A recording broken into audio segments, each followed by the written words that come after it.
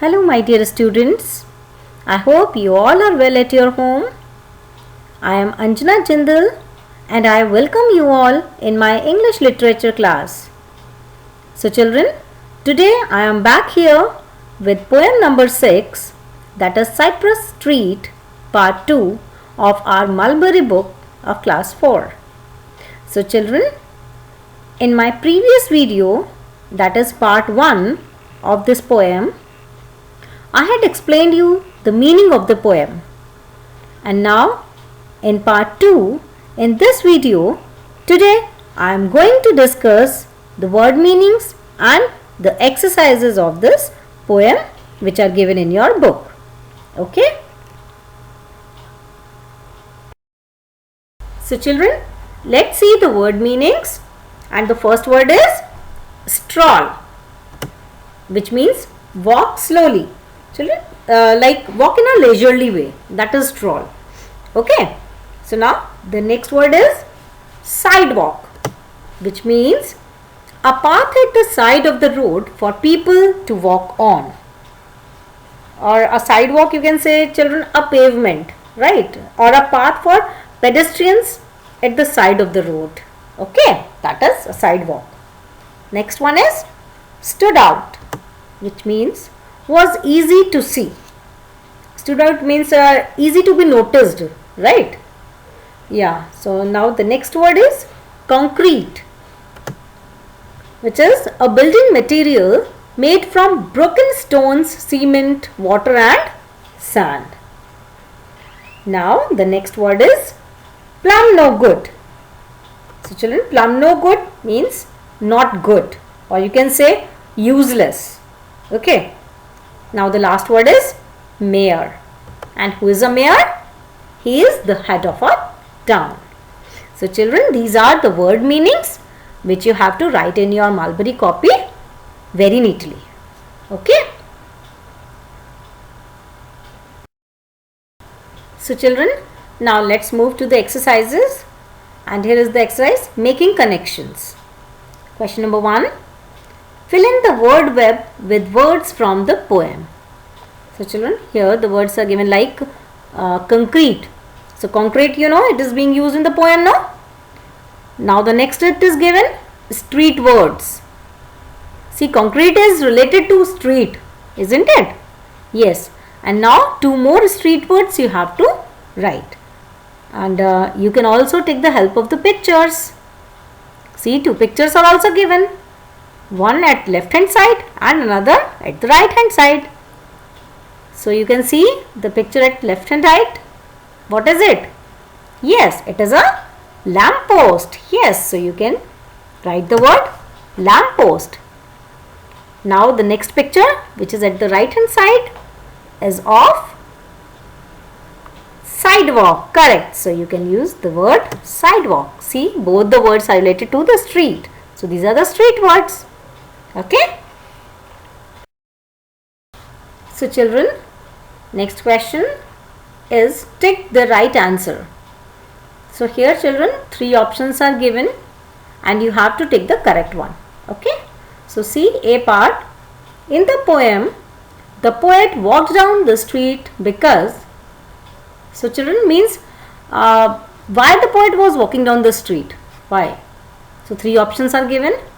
See, first one, he had something important to do. Or second one, he wanted to check how hot the concrete was. Or the third one, he wanted to enjoy a walk. So children, why he walked down? Because, yes, he wanted to enjoy a walk. He strolled down the street, no? Yes, means he was simply walking, no? Walking slowly. It means he was enjoying a walk. So, the poet walked down the street because he wanted to enjoy a walk. So, you have to put a tick against third option. Okay.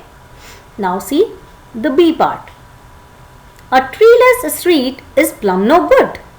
This means children, what this line indicates.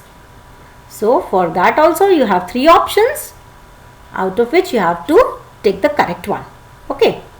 So, first one, plum trees are not good to plant on streets.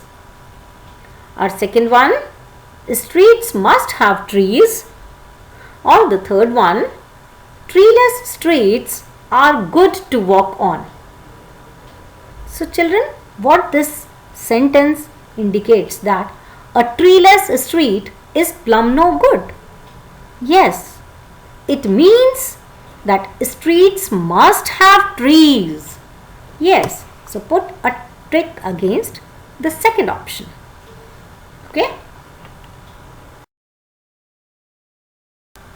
So children, now let's see question number 7.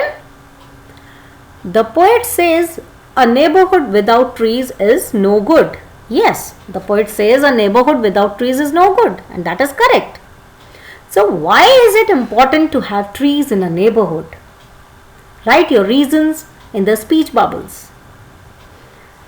So children, you have to write down the reasons why you feel that it is important to have trees in the neighborhood. Yes, because trees give us life, no? Yes, and there are so many uses of trees. So write few why you feel that it is important to have the trees in our neighborhood. Yes, so trees provide shade and a place to rest, isn't it? Yes, so first one we can write in a bubble, trees provide shade and a place to rest. Trees also provide clean air. Yes, and how they provide clean air? By giving out oxygen. Yes, so trees provide clean air by giving out oxygen. Now next, trees help cut down pollution. Yes, another reason we can give, that trees make the surroundings more beautiful. And then next one, trees provide shelter for birds and animals to live. So children, these are few reasons why it is important to have trees in our neighborhood, though there are number of reasons, isn't it? Yes. So children, our next exercise is appreciation part, rhyme and rhythm. So children, our question is, list the rhyming word pairs in the poem. So children, you have to find out the rhyming word pairs which are given in the poem, and then you have to make a list of them. Okay, so let's see how we have made. See, these are the rhyming word pairs. You know what are rhyming words? Yes, the words which end in the same rhyme. Okay, having the same rhyming scheme, you can say.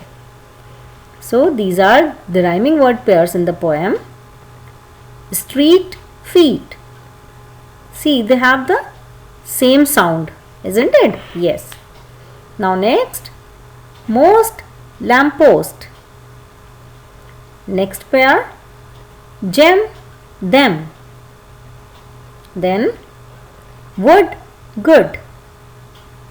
And the last one, meet, street. So these are the rhyming word pairs in the poem. So children, I hope you all have understood the exercises very well. So now it's the time for your home assignment. And in your home assignment, you have to read the poem again and do these exercises in your Mulberry book very neatly. Okay? So okay then children, bye bye. Take care. Thank you.